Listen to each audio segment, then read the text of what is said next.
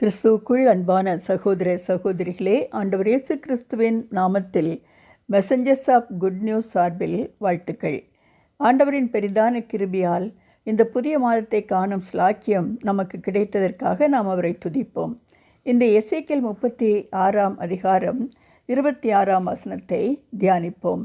உங்களுக்கு நவமான இருதயத்தை கொடுத்து உங்கள் உள்ளத்திலே புதிதான ஆவியை கட்டளையிட்டு கல்லான இருதயத்தை எடுத்து போட்டு சதையான இருதயத்தை உங்களுக்கு கொடுப்பேன் என்று ஆண்டவர் கூறுகிறார்.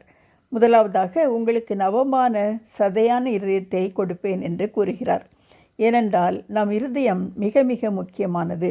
நாம் சரீரப்பிரகாரமாக உயிர் வாழ்வதற்கு மட்டுமல்ல, ஆவிக்குரிய வாழ்க்கையில் உயிருள்ள சாட்சிகளாக வாழ்ந்து தேவனை மகிமைப்படுத்தவும் நம் இருதயம் கடவுளுக்கு பிரியமானதாக இருப்பது அவசியம். இஸ்ரவேலரின் இருதயம் பற்பல விதமான பாவங்கள் விக்கிரகங்களால் தீட்டுப்பட்டதாக இருந்ததால் அந்நிய ஜனங்கள் மத்தியிலே ஜீவனுள்ள தேவனின் நாமம் தூஷிக்கப்பட்டது. ஆகவே தேவன் தன்னுடைய மக்கள் தன் ஜனங்கள் என்பதை வெளிப்படுத்தும்படி உங்கள் மேல் சுத்தமான ஜலம் தெளித்து எல்லா அசுத்தமான விக்கிரகங்களையும் அகற்றி உங்களை சுத்தமாக்கி புதிதான இருதயத்தை உங்களுக்கு கொடுப்பேன் என்று கூறுகிறார். தாவீது 51 சங்கீதத்திலே என்னை கழுவி சுத்திகரியும், சுத்த இருதயத்தை என்னிலே சிருஷ்டியும் என்று தன் பாவங்களை அறிக்கையிடுவதை நாம் அறிவோம். நம் இருதயத்திலும் தேவனுக்கு மேலாக முக்கியத்துவம் கொடுக்கப்பட்ட பாவமான காரியங்கள் ஏதாகிலும் இருக்குமானால் அதையெல்லாம் அகற்றி அவரை மகிமைப்படுத்தும் விதத்திலே வாழும் புதிய இருதயத்தை தரும்படி நாம் ஜெபிப்போம். God promises us to create new heart in us. இரண்டாவதாக எசேக்கியேல் 36 அதிகாரம் 27 வசனத்திலே என் ஆவியை தருவேன் என்கிறார். பிற மதத்தினர் மத்தியிலே வாழும் நாம் ஆண்டவரின் கட்டளைகள் நியாயங்களுக்கு கீழ்ப்படிந்து அதை நம் வாழ்க்கையிலே கடைப்பிடித்து வாழுகிறவர்களாக இருக்கும்படி தன் பரிசுத்த ஆவியை தருவேன் என்று வாக்கு பண்ணுகிறார். தாவீது 51 சங்கீதத்திலே தன் பாவத்தினால் பரிசுத்த ஆவி தன்னை விட்டு விலகாமல் இருக்கும்படி ஜெபிக்கிறார்.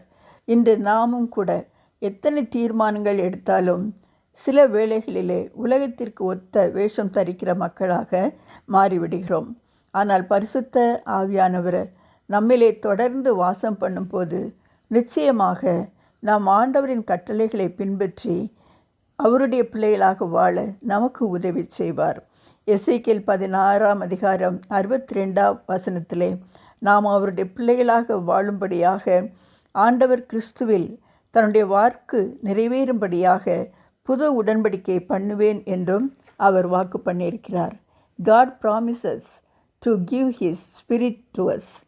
மூன்றாவதாக எசேக்கியேல் 36 அதிகாரம் 28 வசனத்திலே உங்கள் தேசத்திலே நீங்கள் என் ஜனமாயிருப்பீர்கள், நான் உங்கள் தேவனாய் இருப்பேன் என்கிறார்.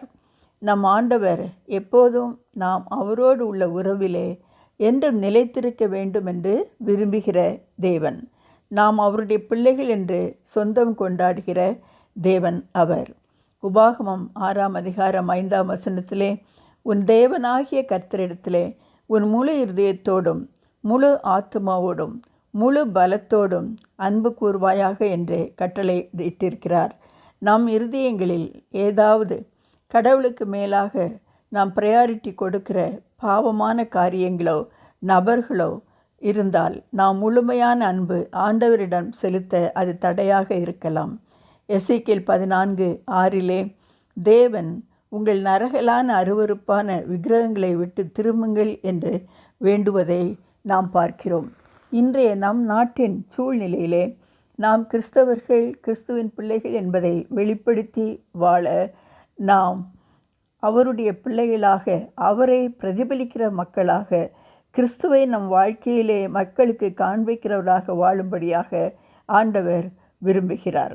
ஆகவே நாம் அவரிடத்திலே நம்மை அர்ப்பணிப்போம். அவர் நமக்கு வாக்கு பண்ணியிருக்கிற தேவன். God promises us to be his children, to glorify his name. ஜெபிப்போம். அன்பின் ஆண்டவரே, நாங்கள் உம் வார்த்தைக்கு கீழ்ப்படிந்து வாழும் உம் அன்பின் மக்களாக வாழ எங்களுக்கு புதிய இருதயத்தையும் பரிசுத்த ஆவியானவரையும் தருவேன் என்ற உம் வாக்குத்தத்தம் எங்கள் ஒவ்வொருடைய வாழ்க்கையிலும் நிறைவேற எங்களுக்கு உதவி செய்யும். ஆமேன். ஆண்டவரின் கிருபை நம்மோடு இருப்பதாக. உங்கள் அன்பு சகோதரி சாந்தி திலக்.